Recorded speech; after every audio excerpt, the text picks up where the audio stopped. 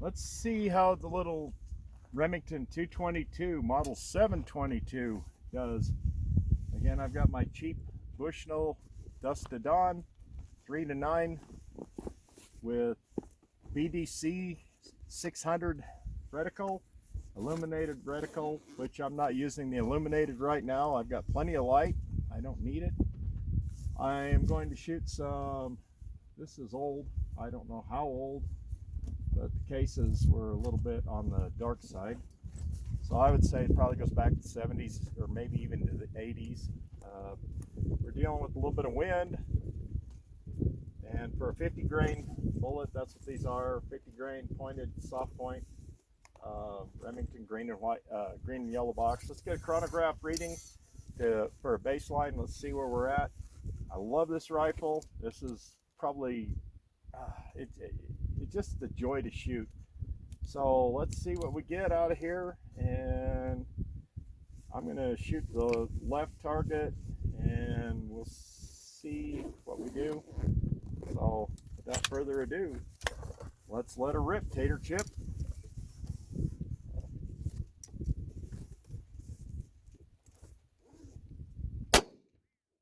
God, that trigger just surprised the hell out of me.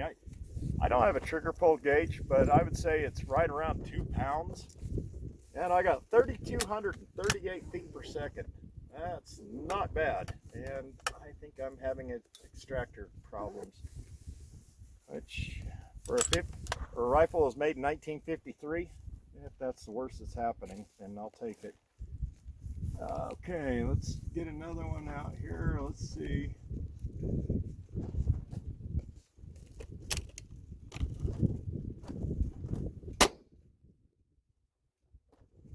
That was 3,170. Yeah, we're definitely having extractor problems, so I might have to tear this bolt apart and check it out. This is a rifle that's a lot older than I am. This was my grandmother's rifle. I love this thing. God, I barely touched that trigger, it goes off.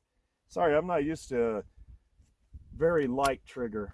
And like I said, this might be 1.5 pounds. One of these days I'm going to get a trigger pull gauge. That one came out 3168. Okay, so I'm not getting a correct feed for some reason. Okay, now it goes. It's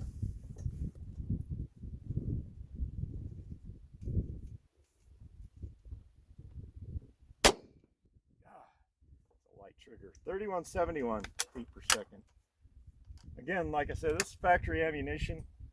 And I'm not quite sure how old it is. I inherited it with the rifle when we lost my grandmother several years ago, and I just haven't done a whole lot to this. I cleaned it up, I re-blued it, I polished the trigger, and I think I might have over polished it, but it works.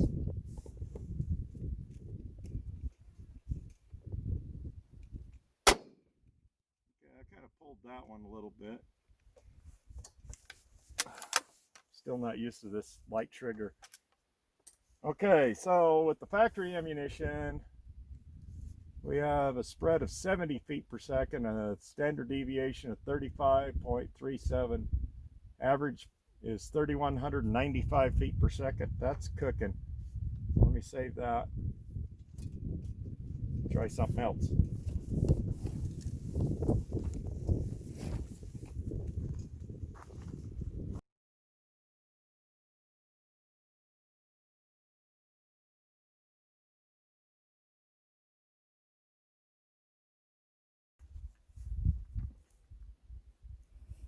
Now we're going to try some once fired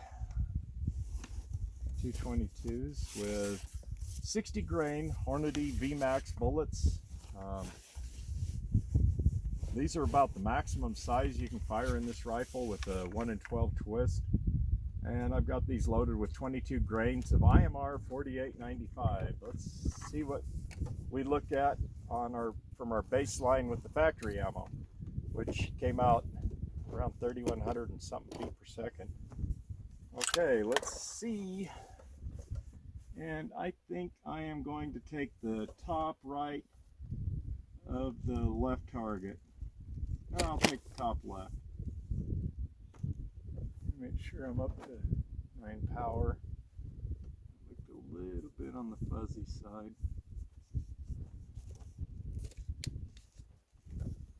Okay, top left of the left target.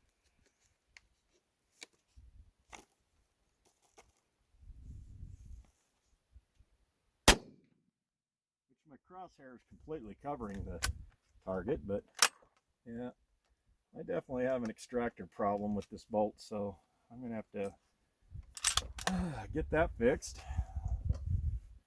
And in the meantime, I'll just strip them out by hand.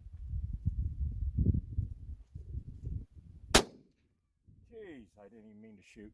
I might have pulled that one a little bit. I think I was just a little bit to the right of that. I'm not used to such a light trigger. Like I said, I might have polished this just a little bit too much.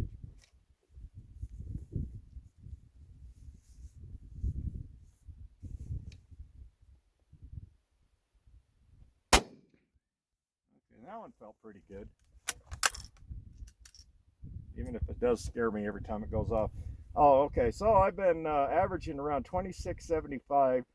I got a 79 feet per second spread and 40 feet per second standard deviation. Not the greatest numbers, but they are what they are. And I just tell you what they are as they come out. We'll see what the accuracy is here in a minute. God, I wasn't ready for that. I don't know how these PRS shooters can do it, and these extreme accuracy guys that like to have a 1 pound trigger, as I might be somewhere 1 to 2 pounds in there, and it still just startles me every time it goes off. So now I'm sitting at an 88 feet per second spread, according to my app.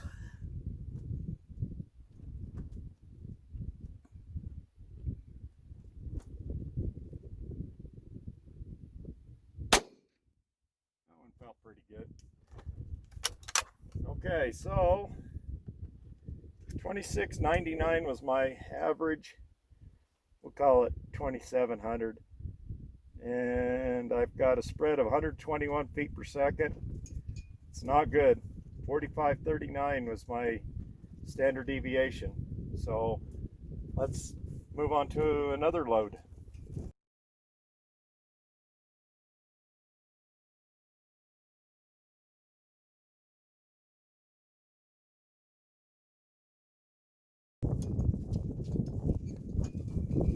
Now we're going to try some hunting bullets. These are 60 grain Hornady soft points. Again, I'm using IMR 4895 at 21.2 grains. And as I said before, 60 grains is about the maximum with the 1 in 12 twist on this. I usually get fairly decent accuracy with it. It's also got 5R rifling, which does not hurt the accuracy at all. And if you ever look at the size of this barrel, it's 24-inch barrel. It's pretty long for a small caliber like this, but 222 was noted as a very accurate round anyway. They have a longer neck than a 223, and I have taken 223 cases and sized those down to 222, and those seem to work pretty good. I don't recommend it for everybody. Your mileage will vary. Let's try the bottom left target on that left target. Okay, nope, we're not going to see it. I got grass in the way, so we're going to do the top right target.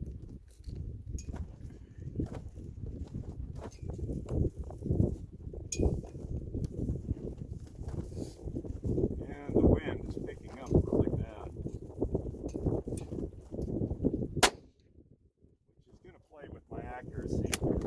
Normally I can put this into between a quarter to a half minute group if I can ever find a day when the wind's not blowing 25 miles an hour. And that was 2662.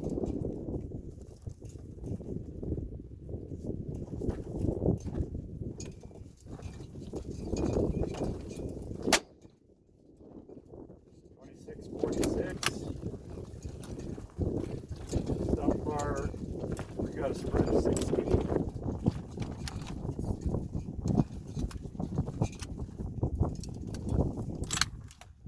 Remington only made this rifle for about 6 years, 1953 to 1959. They discontinued the 722 and went to the Model 700, and that's been around all these years. Talk to anybody that's ever gotten their hands on a 722 and they'll tell you these things are just shooters.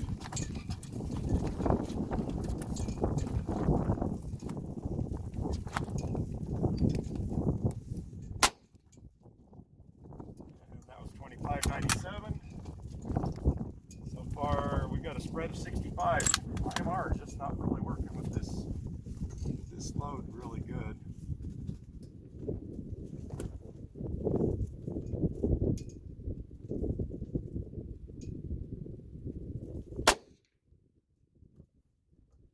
And that was 25.88. One more.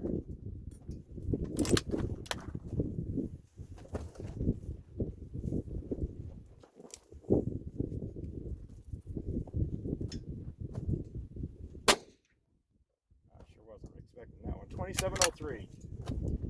Okay.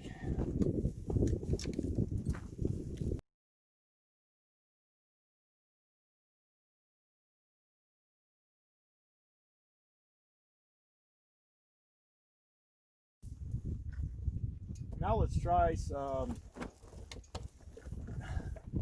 These are 55 grain bullets. I use these in my AR-15. They're full metal jacket. I don't even know who makes them. I get them from Midway, sometimes through Mid-South. Whoever I can get them from. They're just Plinking rounds.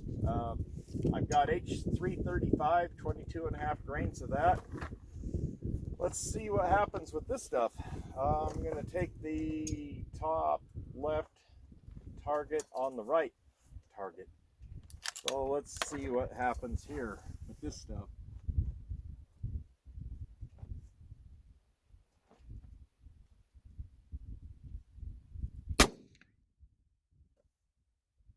(3,051 feet per second). We're back over 3,000 again with a 55 grain bullet. Cooking.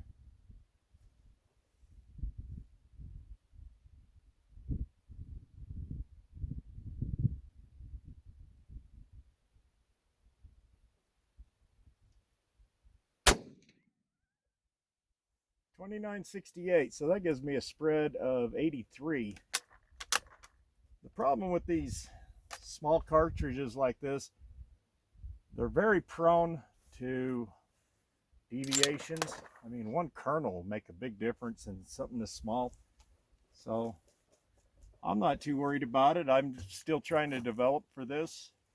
I don't get a chance to shoot it that much. I've been spending a lot of time with my 243 and my 6.5 Grendel, and possibly a little surprise that's coming up. I'm going to start playing with that a little bit, but you'll see in a little while. Okay, top left target. And my wind is finally starting to die down. I've probably got a 5-mile-an-hour left to right wind. 3,001 feet per second. So we're still at 83 feet per second spread and 41.79 standard deviation. Not happy with that, but it is what it is. And I haven't got my best loads out here. My best loads have been with BLC2 and CFE 223. They're a ball powder, and those seem to work really beautifully in these little cases. But I'm all out of that, so I need to make up some more. So what I'm doing is firing a bunch, and I'll have some cases to load up. Okay, let's see. Top left corner.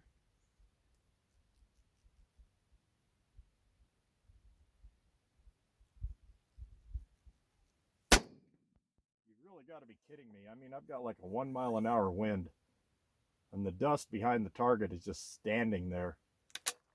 Why couldn't this have done this earlier today? We've been shooting all day. That was 3,034 feet per second. last one. Let's see where we're at with this one. Let's see, top left. And we're 3,012 feet per second.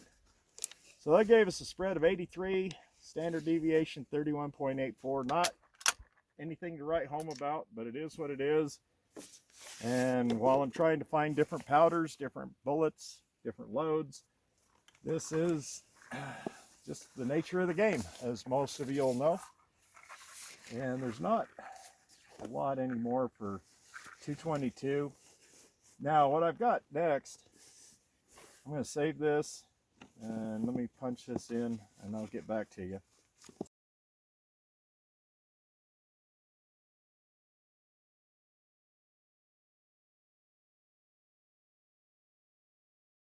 I have some 60 grain VMAXs. Oh, I take that back. They're 55 grain VMAXs. I'm going to have to change that in my app. Let's see. Yeah, I'm going to have to go home. New group. Oh well. These are 55 grain VMAXs. Been a long day. And I'm using accurate 2460. I got 24 grains of this. Not really familiar with the accurate powders. I probably use Hodgdon powders more than anything, as in case anybody's not noticed. But I've been told that this 2460 powder works really super well in these small calibers. So I bought a pound and I shot a bunch. I shot a bunch in my AR and it seemed to work pretty good. And I'm going to see what that does here. So let's take the top right target of the right, top right of the right target.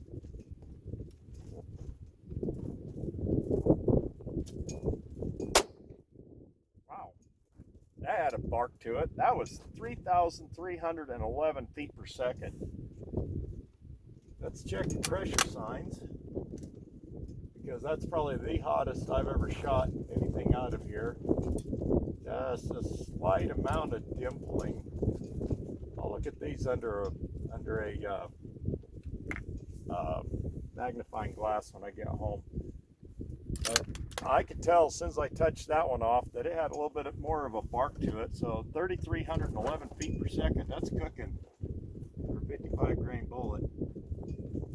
Let's see.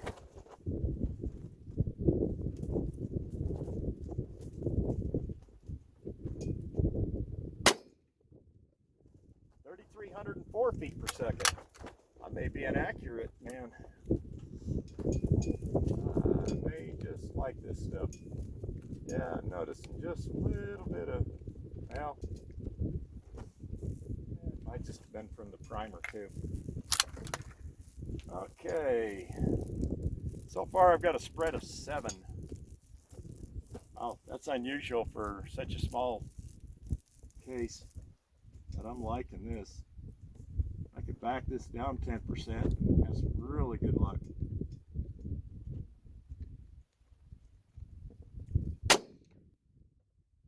.318 feet per second. So now we got a spread of 14 and a standard deviation of 7.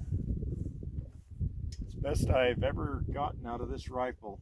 So I think I found a load that this thing loves. Let's see what the accuracy is when we get down there.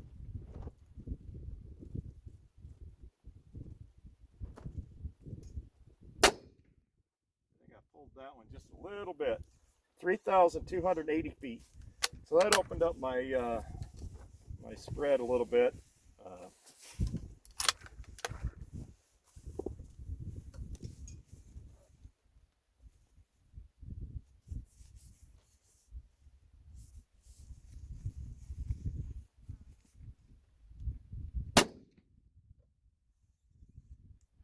3,337. That really opened it up.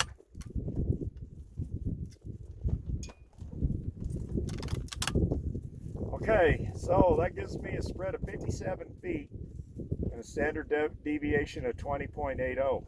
I think if I work with this accurate 2460 a little bit more, I might be able to get something going on this. I am going to look at the accuracy and see where I'm at. I might do a ladder charge on this and see. I might break all these back down and re-pour them and go in increments.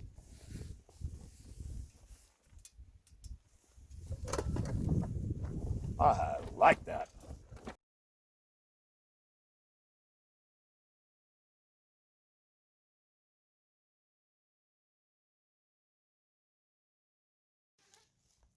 This was my first shot, first group. I don't know, that's stringing quite a bit. Again, like I said, I having a lot of wind.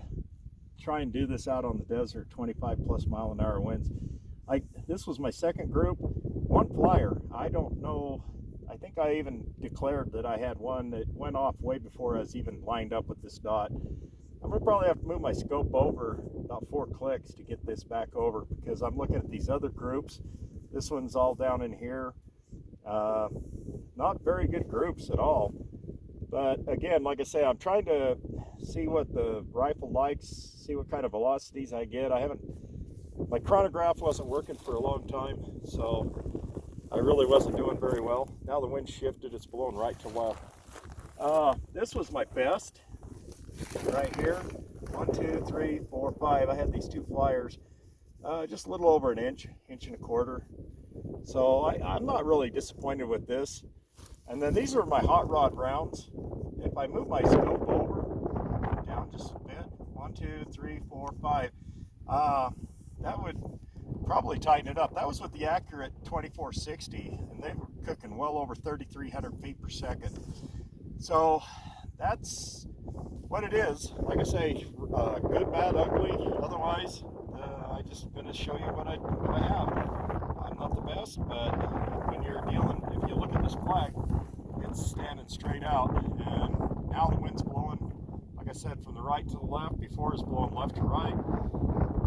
It's just so unpredictable out here on the desert.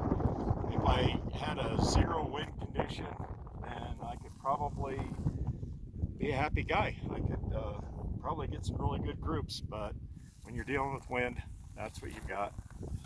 So I'm going to wrap this 222 episode up, and I want to take you over here. And these on the steel target for my wife shooting. And out of 10 shots, she pretty much center punched everything with 10 shots. But you know, that's my wife. She's a shooter, and she loves that little 222. I love it too. I just don't get enough stick time behind it. Hopefully that's going to change. Thank you for watching.